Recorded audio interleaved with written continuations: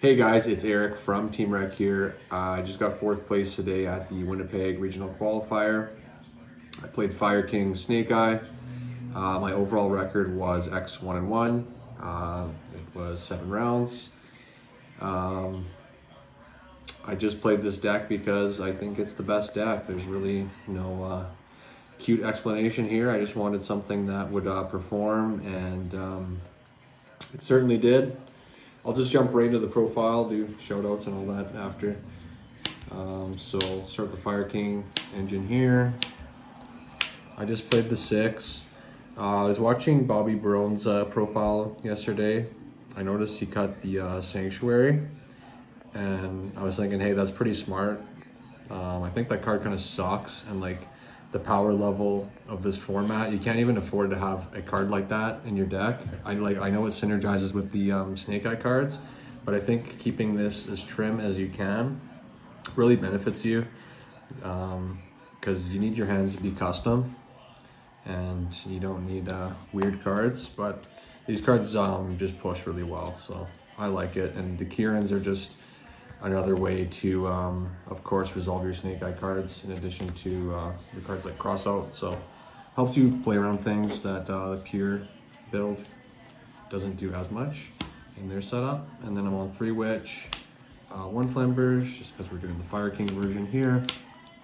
And then 3 Ash, 2 Poplar, and Oak. Pretty standard there. Not much to say. Just more engine stuff. So 1 for 1, triple bonfire, triple wanted, original field spell. I see some people cut the field spell. I think it's pretty valuable to keep around though. It does help you grind in the mirror, and of course play around nib. And honestly, what was coming in clutch was just simplified game states, having my bodies boosted by 1100 each. Like, I just throw a bunch of level 1s and push for game that way, which I didn't expect going into the event, but you know, it's just more utility. And then for hand traps, pardon the mismatch here. Someone's gonna say something. 3 Ash, 3 Nib, 3 Veiler, a Ghost Mourner, and triple Imperm. I was getting like really weird with ratios leading up to the event, like trying 2 ofs and and having other ones with it, like more Ghost Mourner. But I thought this was the most solid. I wanted 1 more effect negation, because I think in the mirror just blanking the Ash is essential. This is of course kind of subpar, so I wanted to maximize this sort of interruption. And then also this just hangs around as a crossout target, because the card is sort of popular now. And then triple crossout and 1 talent. I see this more often than I should, but whatever, not complaining. But it just goes well with crossout. And like crossout, you just play around like a lot of things with it. I did think about cutting it as well, but I kept it in. It does kind of push your count upwards to 42 or more, even if you like want to have everything standard and your hand traps, basically have your cake and eat it too. But I think it was worth putting this card in, because it also synergizes with sideboard cards as well that your opponent will play, and so will you. So you also get utility there. Moving on, we'll go extra. So Apo, Zealantis, card should be banned.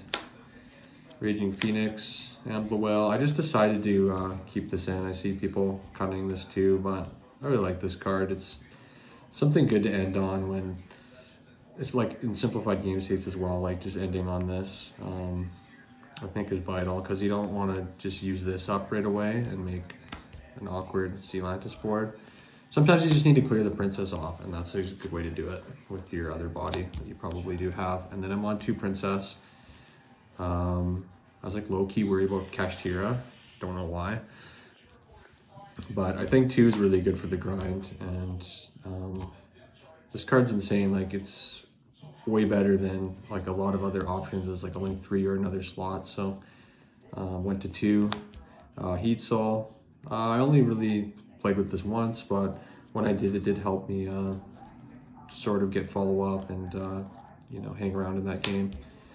Celine, I don't play Access Code, but I think it's really cool to just do like the 1-witch combo with it. It's just another option. Phoenix, of course, like it's really good with Celantis. Clearing back row, it interacts with your Bestials as well, like chain blocking. Sunlight Wolf. This card really wasn't needed much because I didn't want to play into Nib too hard. I always found myself just doing this on like the really good hands, but I think it's really good when you're resolving your Fire Kings and you get the ability to add back Kieran and Grunix. Dark, Hida, enough said. SP, IP, like these go so well with Flameburge. And then Karibo, of course. Another broken card. Side.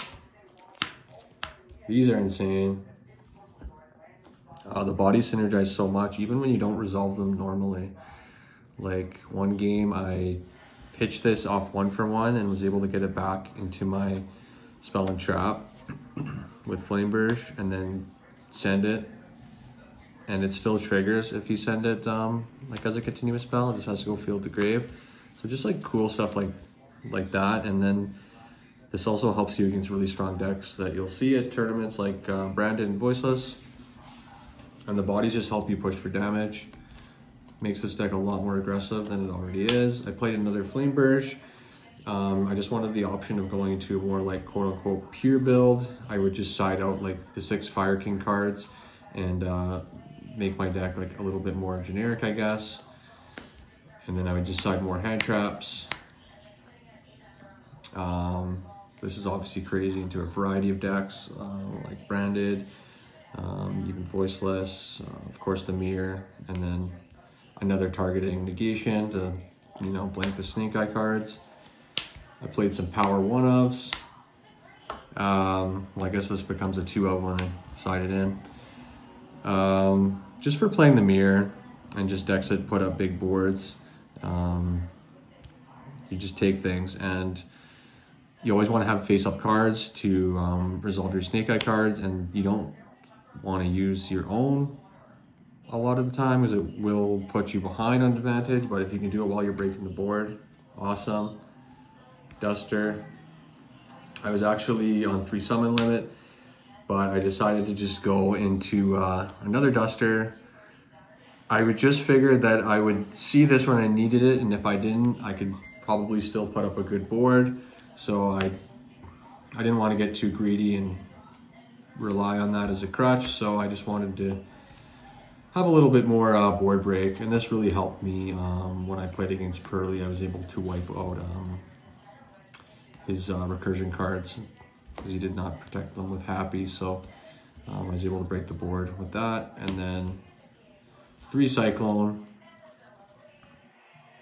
This card's insane, mainly for the Mirror, but like there's so many cards that facilitate their gameplay off of like continuous cards that hang around on the board. So this card goes insane. That is the deck though. Shout outs to the Team Rec, of course. Shout out to my girlfriend Jill, very supportive, listens to me blasting content all the time, combo videos, probably loves that. Shout out to Chris, this one I dedicate to him. He couldn't make it, but he really helped me fix a lot of things with the deck and just talk theory and like just in general, we always do that. And then shout out to the Garage Boys, Kevin, Dom. We did a lot of testing leading up to this. Yeah, that's it. Stay tuned for more.